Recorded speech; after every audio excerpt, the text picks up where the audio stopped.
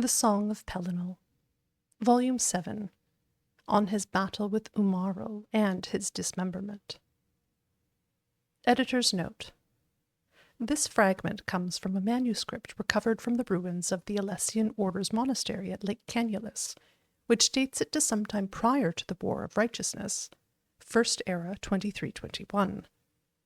However, textual analysis suggests that this fragment actually preserves a very early form of the song, perhaps from the mid-6th century.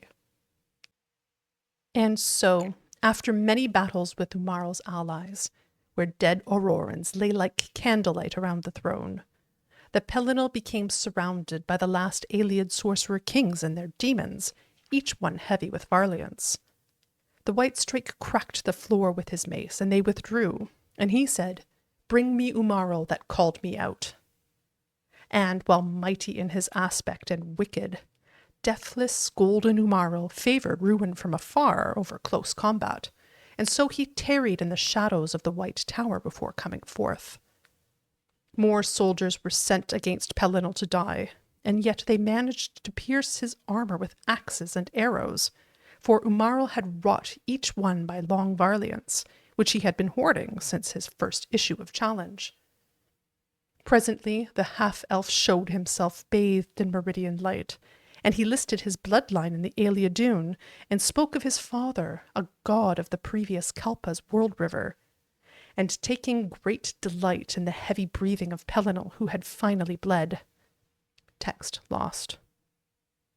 And Umaril was laid low, the angel face of his helm dented into an ugliness which made Pelinal laugh, and his unfeathered wings broken off with sword strokes delivered while Pelinal stood frothing above him, insulting his ancestry and anyone else that took ship from old El-Nofé, which angered the other elvish kings and drove them to a madness of their own.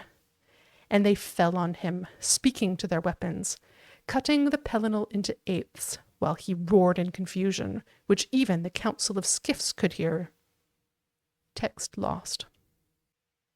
Ran when Moore shook the whole of the tower with mighty bashing from his horns the next morning, and some were slain in overabundance in the taking, and men looked for more Aloids to kill, but Pelinal had left none save those kings and demons that had already begun to flee. It was Morihouse who found the White Strake's head, which the kings had left to prove their deeds, and they spoke, and Pelinal said things of regrets. But the rebellion had turned anyway, and more words were said between these immortals that even the Paravant would not deign to hear.